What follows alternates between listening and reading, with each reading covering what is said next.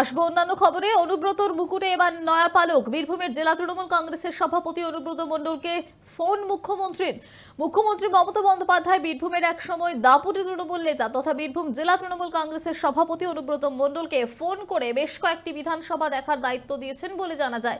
আর সেই খবর সামনে আসতেই জেলা জুড়ে উচ্ছ্বসিত অনুব্রত অনুগামীরা। এ বিষয়ে অনুব্রত মণ্ডল জানিয়েছেন, শুক্রবার মুখ্যমন্ত্রী তাকে ফোন করে বীরভূমের পাশাপাশি পূর্ব বর্ধমানের রাউসগ্রাম, মঙ্গলকোট, কেতুগ্রাম এবং মুর্শিদাবাদের বড়ুয়া বিধানসভা দেখার দায়িত্ব দিয়েছেন। কি বলেছেন অনুব্রত মণ্ডল শোনাবো।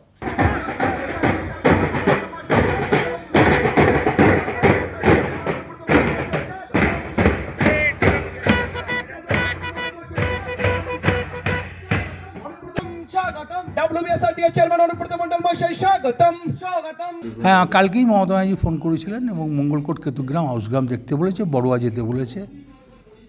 সেগুলো তো হ্যাঁ, ওগুলো সবই সংগঠন ভালো আছে।